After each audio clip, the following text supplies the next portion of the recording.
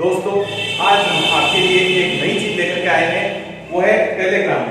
आप Telegram app को download कीजिए और उस टेलीग्राम ऐप के अंदर आदर्श क्लासेस खाली को सब्सक्राइब कीजिए। इस ऐप के अंदर आपको कई अलग अलग मल्टीपल चॉइस वाले क्वेश्चन मिलेंगे। आप उन क्वेश्चन के सही आंसर लिखें, इससे आपका नॉलेज बढ़ेगा और आपका कॉन्फिडेंस भी बढ़ेगा। आज का हमारा टॉपिक रहेगा मानव श्वसन तंत्र। जैसा कि हमने पिछले वीडियो के अंदर मानव श्वसन तंत्र के अंतर्गत नासा गुहा, ग्रसनी और स्वर यंत्र के विषय में अध्ययन किया, और आज का हमारा टॉपिक रहेगा श्वसन नलिका। हम जैसे पढ़ रहे हैं श्वास नलिका, जो हमारे शरीर के अंदर पाई जाने वाली जो श्वास नली होती है, वह श्वसन तंत्र को या हमारे श्वसन तंत्र के अंतर्गत जो है वह स्वर यंत्र को ब्रोंकाई से जोड़ने का कार्य करती है। इसका जो पहला जो पॉइंट होगा वह यह है कि यह हमारे स्वर यंत्र को ब्रोंकाई का मतलब होता है श्वसनिका, ब्रोंकाई से जोड़ने का कार्य करती है। जो सेकंड स्टेप यह है कि जो हमारी श्वास नली होती है लगभग 5 इंच लंबी होती है। इसकी जो कुल लंबाई होती है वह 5 इंच होती है।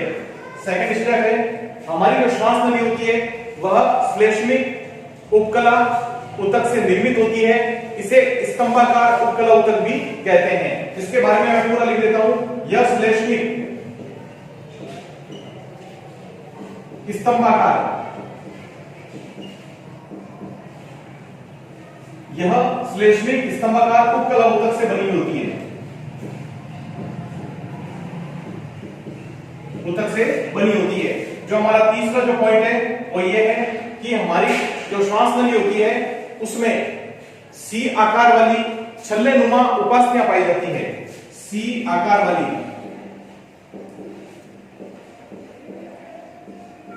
छल्लेनुमा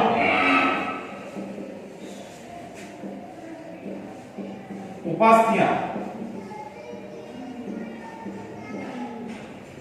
पाई जाती है, जो कि हमारी श्वास नली को सिकुड़ने से बचाती है। यानी जब हम श्वसन क्रिया करते हैं तो श्वसन क्रिया के दौरान जब हम ऑक्सीजन गैस को ग्रहण करेंगे एवं कार्बन डाइऑक्साइड गैस को छोड़ेंगे, तो ऐसी स्थिति में हमारी जो श्वास नली है वो सिकुड़ेगी नहीं, हमेशा खुली अवस्था के अंतर्गत ही रहेगी। इसके बाद में हम पढ़ेंगे हमारी जो श्वास नली हमारे शरीर का एक महत्वपूर्ण अंग होती है, और यह फेफड़ों तक पहुंचने से पूर्व में 2 शाखाओं में विभाजित हो जाती है, जिसे प्राथमिक श्वसनी कहा जाता है। जिसे प्राथमिक श्वसनी कहते हैं। यह फेफड़ों तक पहुंचने से पूर्व में 2 शाखाओं के अंदर विभक्त हो जाती है। हमारी जो श्वास नली होती है उसके अंदर श्लेष्मिक झिल्ली पाई जाती है। श्लेष्मिक झिल्ली पाई जाती है। यह जो श्लेष्मिक झिल्ली होती है वह वायुमंडल से ग्रहण की जाने वाली ऑक्सीजन में विभिन्न प्रकार के धूल के कणों एवं वायरस और बैक्टीरिया को हमारे शरीर के अंदर जाने से रोकती है, जिससे शुद्ध एवं स्वच्छ वायु ही हमारे शरीर के अंदर प्रवेश कर जाती है। यह पूरा पॉइंट हो गया। एक बार आप इसको देख लें वापस। सबसे पहले स्वर यंत्र को ब्रोंकाई से जोड़ने का कार्य करती है हमारी श्वास नली। इसकी कुल लंबाई 5 इंच तक लंबी होती है। इसमें श्लेष्माकार उपकला ऊतक, स्तंभाकार उपकला ऊतक पाया जाता है। सी आकार की छल्लेनुमा उपास्थियां होती है। प्राथमिक श्वसनी के माध्यम से जुड़ी हुई होती है, और फेफड़ों तक पहुंचने से पूर्व ये 2 शाखाओं में विभाजित हो जाती है, जिसे प्राथमिक श्वसनी कहा जाता है। इसमें श्लेष्मिक झिल्ली भी पाई जाती है, जो कि हमारे शरीर के अंदर स्वच्छ एवं शुद्ध वायु को ही प्रविष्ट करवाने में मदद करती है। जो हमारा जो सेकंड टॉपिक रहेगा वह रहेगा श्वास नली एवं फेफड़े। जैसा कि हम जानते हैं कि फेफड़ों को फुफ्फुस भी कहा जाता है। फेफड़ों का दूसरा नाम फुफ्फुस भी होता है।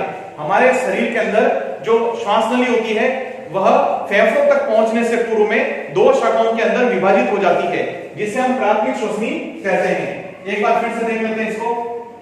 इसे हम प्राथमिक श्वसनी भी कहते हैं। यह प्राथमिक श्वसनी जो होती है वह पुनः अनेक छोटी छोटी शाखाओं में विभाजित हो जाती है, जिसे हम द्वितीयक श्वसनी कहते हैं।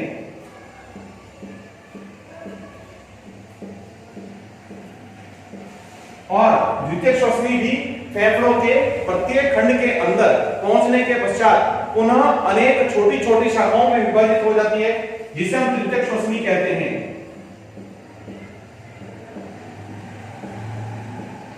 और जो तृतीयक श्वसनी होती है यह भी प्रत्येक फेफड़ों के खंड में पहुंचने के पश्चात अनेक और छोटी छोटी शाखाओं में विभाजित हो जाती है, जिसे ब्रोंकियोल कहा जाता है। यह ब्रोंकियोल में बदल जाती है और इसमें पाया जाने वाला जो प्रत्येक ब्रोंकियोल होता है वह सीमांत ब्रोंकियोल में बदल जाता है।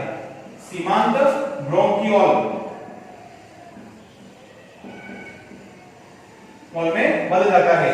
सीमांत ब्रोंकियोल के अंत में छोटे छोटे गुब्बारों के समान संरचनाएं पाई जाती है, जिन्हें हम वायुकोश कहते हैं या वायु कूपिकाएं भी कहा जाता है। वायु कूपिका या वायुकोश भी से कहा जाता है। ठीक है। और वायुकोश की जो संरचना होती है वह कप के समान होती है। कप के समान इसकी संरचना होती है। यह शल की उपकला ऊतक की बनी होती है।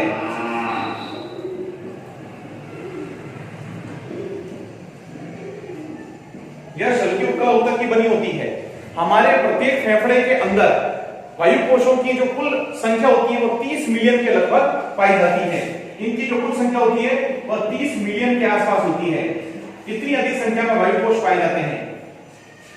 इन वायुकोशों की जो बाहरी सतह होती है वह विभिन्न प्रकार की रुधिर वाहिनिकाओं के माध्यम से ढकी हुई होती है, जिनके माध्यम से गैसों का आदान प्रदान होता है। इन वायुकोशों का प्रमुख कार्य होता है गैसों का आदान प्रदान करना।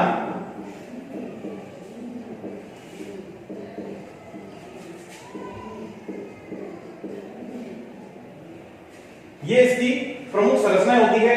हमने पढ़ा था श्वास नली के बारे में और श्वसनिकाओं के बारे में।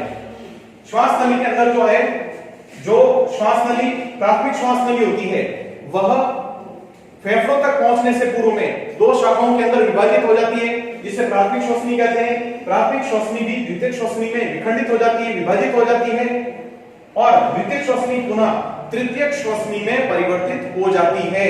और तृतीयक श्वसनी फेफड़ों के प्रत्येक खंड में पहुंचने के पश्चात ब्रोंकियोल में परिवर्तित हो जाती है, जिसे श्वसनिका भी कहते हैं। ब्रोंकियोल का जो दूसरा नाम होता है ब्रोंकियोल, ये शब्द देखिए ब्रोंकियोल,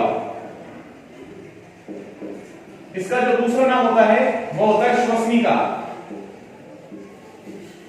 इसे श्वसनिका भी कहा जाता है। और प्रत्येक ब्रोंकियोल जो होता है वह सीमांत ब्रोंकियोल के अंतर्गत परिवर्तित हो जाता है। इसमें सीमांत ब्रोंकियोल के अंत में अंतिम सतह पर वायु कूपिकाएं पाई जाती हैं, जिन्हें वायुकोश भी कहते हैं। इनकी संरचना कप के समान होती है। ये शल की उपकला ऊतक की बनी हुई होती है। प्रत्येक फेफड़े में जो वायुकोशों की कुल संख्या होती है वह 30 मिलियन के लगभग होती है। इन्हीं वायुकोशों के माध्यम से गैसों का आदान प्रदान होता है। अब आगे हम अध्ययन करेंगे हमारे शरीर के श्वसन तंत्र की महत्वपूर्ण संरचना फेफड़े के बारे में। आशा करता हूं आपने पूरा स्क्रीनशॉट ले लिया होगा। अब हम पढ़ेंगे फेफड़ों के बारे में। फेफड़े श्वसन तंत्र का एक महत्वपूर्ण अंग माने जाते हैं। इन्हें फुफ्फुस भी कहा जाता है।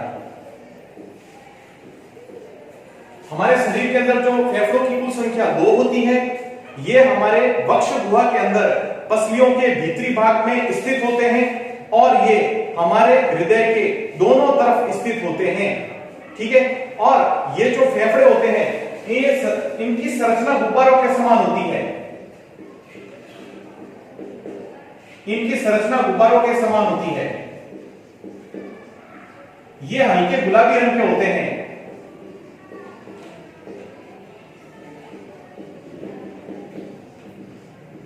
ये हल्के गुलाबी रंग के होते हैं एवं ये एक विशेष प्रकार के आवरण के माध्यम से ढके हुए होते हैं जिसे फुफ्फुस आवरण कहा जाता है।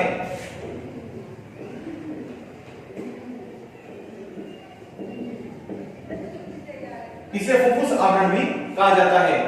इन्हीं फेफड़ों के माध्यम से कार्बन डाइऑक्साइड एवं ऑक्सीजन गैसों का आदान प्रदान होता है। फेफड़े हमारे शरीर के अंदर कार्य क्या करते हैं और इनकी संरचना किस प्रकार से होती है, चलो हम इसके बारे में थोड़ी सी जानकारी प्राप्त कर लेते हैं। जो फेफड़े होते हैं उनकी संख्या 2, जैसे मैंने आपको पहले भी बता दिया, और पुरुषों के फेफड़े महिलाओं के फेफड़ों की तुलना में बड़े एवं भारी होते हैं। इसके अंतर्गत जो फेफड़े होते हैं वो अनेक प्रकार के खंडों में विभाजित रहते हैं। बायां जो फेफड़ा होता है वह दाएं फेफड़े की अपेक्षा लंबाई में अधिक होता है। बायां फेफड़ा अधिक लंबा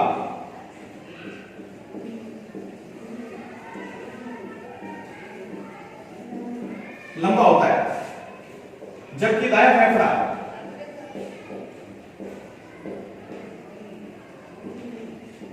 चौड़ाई में अधिक होता है।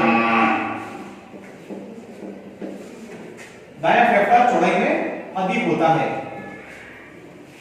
अगला पॉइंट हमारे सामने कि जैसा कि मैंने बताया कि जो फेफड़े होते हैं अनेक खंडों में विभाजित होते हैं। बायां फेफड़ा 2 खंडों में विभाजित रहता है।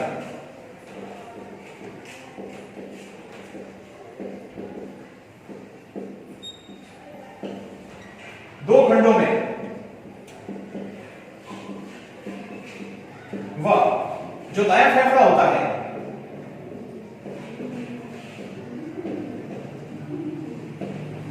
तीन खंडों में विभाजित रहता है।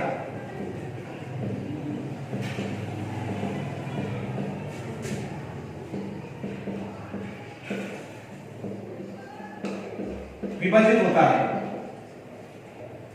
इनमें से जो प्रत्येक फेफड़े के अंदर वायु कूपिकाओं की कुल संख्या जो होती है वो 30 मिलियन होती है।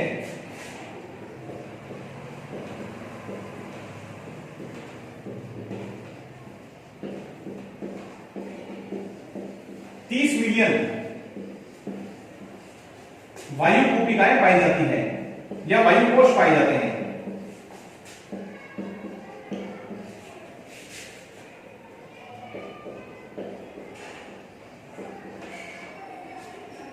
ये जो वायु कोश होते हैं शल की उपकला ऊतक से बने हुए होते हैं।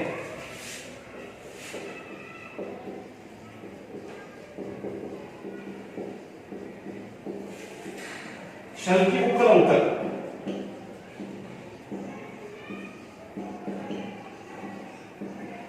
से निर्मित एवं इनकी जो संरचना होती है वो कप के समान होती है।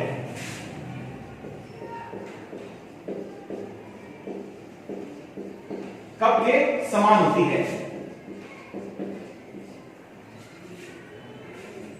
इसके अलावा जो फेफड़े होते हैं अनेक खंडों और उपखंडों में विभाजित होते हैं।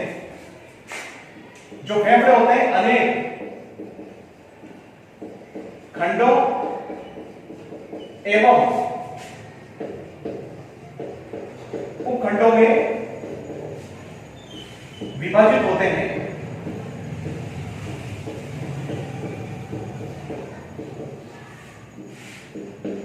इनके खंडों तथा उपखंडों में अनेक प्रकार की संरचनाएं पाई जाती है, जैसे लसिका तंतु,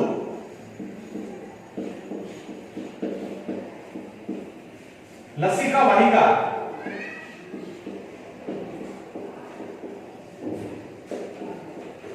श्वसनिका,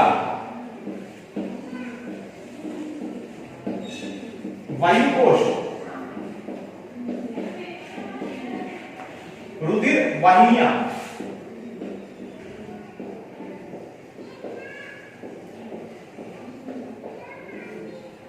लसिका तंतु, लसिका वाहिका, श्वसनिका, वायु कोश, रुधिर वाहिनिकाएं तथा तंत्रिका तंतु आदि प्रमुख संरचनाएं पाई जाती हैं। इसके अलावा और भी कई प्रकार की संरचनाएं होती है इसके अंदर।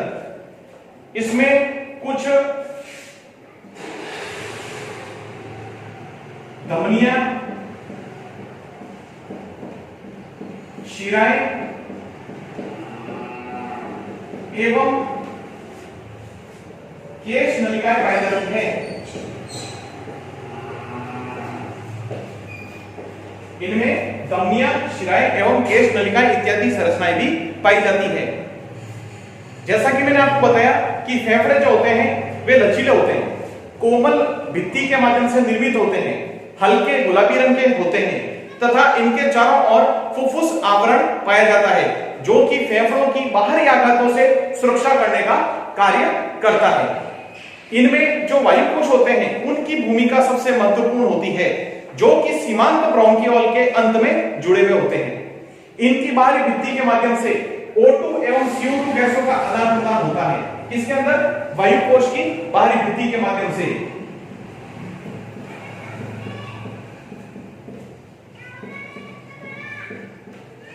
बाहरी भित्ति से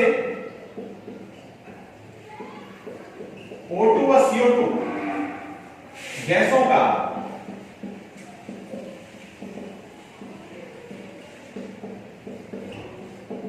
आदान प्रदान होता है और इसके अंदर जो ऑक्सीजन गैस होती है वो सीधे ही वायुकोश की बाहरी दीवारों से रुधिर वाहिकाओं तक भेज दी जाती है और रुधिर वाहिकाओं से होते हुए इसे रुधिर तक पहुंचा दिया जाता है और रुधिर इस ऑक्सीजन गैस को हमारे शरीर के सभी अंगों, ऊतकों और कोशिकाओं तक पहुंचा देता है। यही ऑक्सीजन गैस खाद्य कणों के साथ में या यूं कहा जाए ग्लूकोज के साथ में रासायनिक अभिक्रिया करती है जिसके परिणाम स्वरूप कार्बन डाइऑक्साइड गैस का निर्माण होता है और यही कार्बन डाइऑक्साइड गैस रुधिर से होते हुए पुनः फेफड़ों तक पहुंचाई जाती है और फेफड़ों से होते हुए इसे श्वास नलियों, श्वसनिकाओं और मुख्य श्वसन नली और नासागुहा से होते हुए इसे शरीर से बाहर निकाल दिया जाता है। आज के लिए हम इतना ही पढ़ेंगे। आप इस जो बोर्ड पे जो लिखा हुआ है इसका पूरा स्क्रीनशॉट ले सकते हैं। धन्यवाद।